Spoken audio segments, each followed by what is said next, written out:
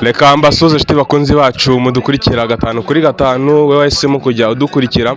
Reka ngushimire cyane, uri umuntu w'intwari, uri umuntu w'agaciro, ni wowe dukuraho imbaraga. Rero fashe ino video ndi live kugira ngo mbashimire kuntu mwabanye natwe.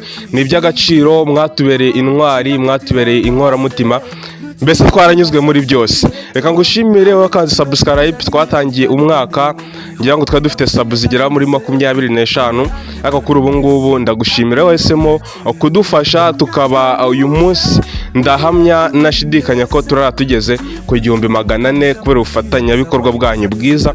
Reka ngushimire rero wowe wahisemo kudushyigikira, ni ibintu by'ingenzi cyane. Imana iguhe umugisha, mbikuye ku mutima ndagushimiye, wagize neza. Imana iyo mu ijuru ireba ibihishwe, Imana ikomeye abari kumera umugisha. Uyu mwaka tugiye gutangira uzakubera w'ishya n'ihirwe, imigisha y'uburyo bwose, bitewe n'akazi ukora uzahirwe muri byose. Kubwanjye ntacyo nabona mbitura pe, ntacyo nabona mbitura uretse kubagezaho ibiganiro by'ubwenge, ibiganiro byubaka, inkuru zishimishije, kandi nanjye nkabera umufatanyabikorwa mwiza cyane kandi wizewe. Hari imishinga myinshi turi gupanga muri uyu mwaka, tuzagenda dufatikanye namwe uko Uwiteka azadushoboza, tuzagerageza dufatikanye.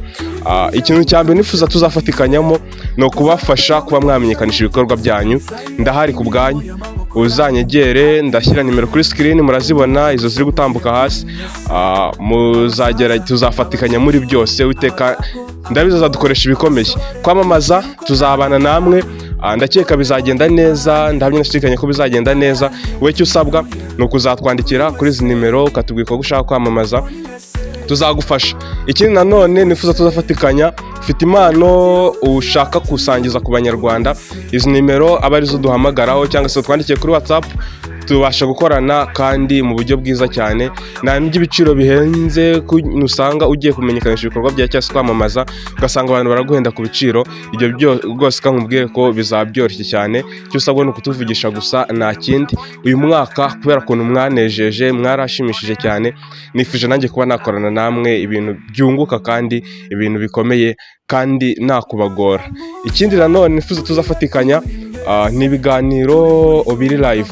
Ufite impano zitandukanye ushaka kugaragaza, tubwire tuze tukuganirize, izo mpano zigere ku bandi. Ushaka gutambutsa ubutumwa, hari ukuntu mujya mubibona, ufite umuntu ushaka gushimira by'umwihariko ubicishije mu itangazamakuru, tubwire tuze tugufashe gutambutsa iyo message. Ikindi nanone rero muri studio, muri TV dufite muri studio ikora video, tugakora video z'amafilime, z'indirimbo, tugafotora amafoto haba mu birori. Ushaka kuba ufite ikirori, ubukwe cyangwa se anniversaire, tukaza gufilima icyo kirori rwose turahakubereye. Tuzafatikanya kandi mu buryo bwiza cyane. Filime nkubwire ngo nahandi uzakura ibiciro byoroshye kandi bihendutse nkaha kuri muri studio. Uzatugane rero tuzagufasha mu buryo bwose. Rero ijambo ryanjye nababwira dutangira umwaka, umuntu wenda twaba tutarakoranye neza umwaka ushize, uriya duteye umugongo wa 2024, kamubwire ngo ni Satani nyine witambitse, ariko ntago kubwanjye nari ngamije guhangana cyangwa se ntabwo nari ngamije kuba nabangamira mugenzi wanjye. Rwose aho tutakoranye neza, umuntu uri kutureba, umuntu dukurikiye, reka ngusaba imbabazi. Ni Satani nyine witambitse tu, ariko noneho reka ibyo byabanje bitubera isomo, twe twarabyigiyemo. Nawe yashuti yawe mutabanye neza, riba ari isomo wakuyemo, wenda byaguhaye experience y'ubuzima, kumenya uburyo uzamwitwaraho umwaka utaha. Ariko buri cyiza ni ukugira umutima ubabarira. Reka tumubabarire, tubyorere, twikomereze. Ahubwo umwaka tugiye gutangira tuvuge se tutangiranye izihe ngamba, intego dutangiranye uyu mwaka ni izihe. Reka twebwe twihe intego, tuvuge ngo niba wenda ndi umu YouTuber, tuvuge ngo mfite intego yo gukora cyane nkazagera ku basabu 50,000. Birashoboka, dufatikanyije birakunda. Twe kwifuza afatanyabikorwa, bamwe bashoboye, bamwe bifuza ko dukorana. Ushaka kugira sabu 50 ufatikanyije n'abafatanyabikorwa batandukanye, nkamwe murimo mudukurikiye, ndabemera cyane. Buriya kuba mbese ni ibintu najya mbona uko mbivuga, ni ibintu nyine binkora ku mutima. Kubona ureba video warangiza ubwawe n'umutima wawe ugahita utekereza ko wakanda subscribe, ni ibintu by'ubutwari udashobora kuba wakumva. Hari abantu benshi bareba video, ari video ufite yarebwe n'abantu 18,500 bashyize muri uno mwaka, abantu 18,500, ariko kuba barayirebye bose mwafite sabu 1,400. urumva ko harimo abantu barenga 16,000 barebye iyo video ariko batifuje ko bakanda subscribe. Wowe rero ko wagize umuhati ukagira umutima wo kuvuga ngo nkande subscribe, ibyo bintu ngiye iyo mbitekereje sanga muri abantu b'inkora mutima, ibyo bintu biranyura.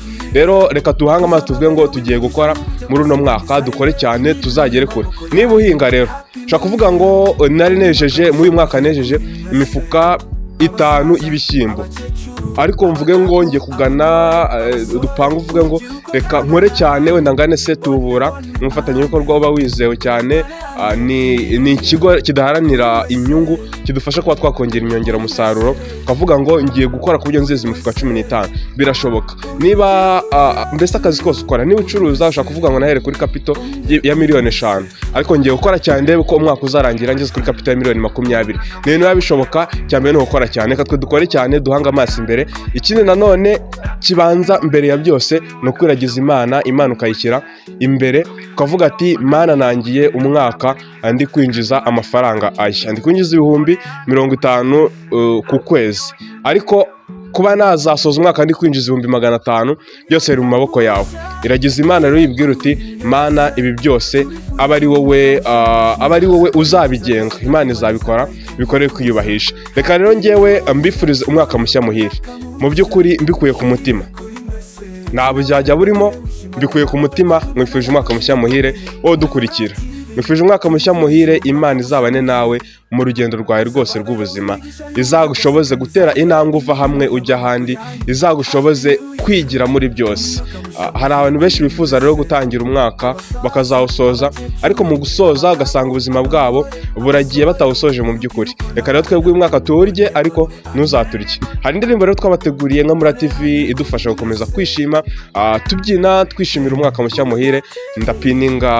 Ndaza gupininga link yayo hasi muri komenti, uze kujya uyirebe. Ni indirimbo nziza yadufasha kubyina, dususuruke, twidagadure, mbese nta kibazo. Nugira ikibazo cy'inkweto ngo zirashira, n'ubu tuzagura izindi. Reka nkufurize kugira umwaka mushya muhire. Abantu bubatse mbifurije kuba ari urugo ruzaba ijuru rito muri uno mwaka. Imana izarugire ijuru rito, ruzaba urugo rutahamo na marayika w'ijuru, urugo rusurwa n'abashyitsi b'uburyo bwose, mbese buri kimwe cyose muzifuza kizabashe kubaho muri famiye iwanyu. Mwebwe rero muri gupanga mariage muri uno mwaka tugiye gutangira, bifurije ubukwe bwiza, bifurije umuryango mwiza. Nawe rero utari mu rukundo, mwifurije kuzagira inshuti nziza kandi z'umumaro, mwifurije kuzagira umukunzi mwiza cyane kandi ushimishije. Rero reka nkwifurize kuzahirwa muri byose, imigisha y'uburyo bwose ndayikwifurije pe. Ama equipe bifurije kuzatsinda, kuzatwara ibikombe bikomeye bitewe nuko wizeye Imana, kandi bizashoboka. Navuga byinshi cyane, ariko reka duhamagare Imana yo mu ijuru ize ibane natwe, aba ari izadushoboza gukora ibifatika, kandi mwifurize itsinzi muri byose kuri wowe umunyeshuri. Hari ukuntu umunyeshuri ajya kwiga akagenda avuga ati Mana shaka amanota ya naya, ariko igihe ngo cyajya gusoza ugasanga mbese muri make intego yari yihaye ntabwo yagezweho. Reka rero ngiye mwifurize kuzagera ku ntego yawe, inzozi zawe zose zizagerweho muri uno mwaka. Aho bitazagenda neza, jya wibuka kwiragiza Imana yo mu ijuru, niyo ibasha kumenya ibyo dukeneye. Kandi ushobora kuba wasenga, hari ukuntu umuntu asenga avuga ati Mana ndashaka imodoka, wajya kubona ukabona n'ubonye n'igitogotogo. Burya ibisubizo by'Imana biba ari 3: icya mbere ni yego, icya kabiri ni hoya, icya gatatu ni tegerezo. Hari igihe wasanga icyawe ritegereza bikazamu umwaka ukurikiye ntukiganyire uve ku Mana. Reka rero ibyo tuzakora byose Imana izabane natwe. Ngiye nk'ibisanzwe rero ndabakunda cyane. Gana ku izo nimero utubwire icyifuzo cyawe, igitekerezo. Ikindi nagenda nababwiye, uriya mwanya wa comment YouTube ishyiraho hasi, hariya uba ugomba kuvuga ikintu cyawe cyose wumva wifuza kwigisha ko wabonye video, uvuga ikintu cyose kikurimo. Nta muntu uzakuveba ngo wavuze ngo watanze igitekerezo. Wowe andika uko ubishoboye kuri video yacu, biremewe, uzandike uko ubyifuza. Reka mbifurize umwaka w'ishya n'ihirwe. nk'uko musanzwe bimenyereye nitwa Gifutimura, ndabakunda cyane, Imana ibarinde.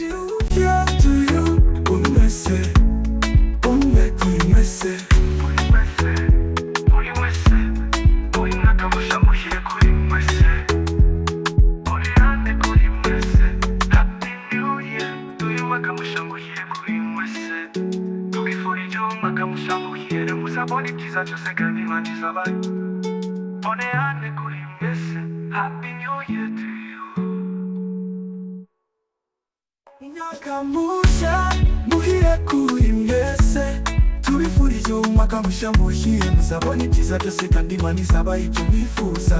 Happy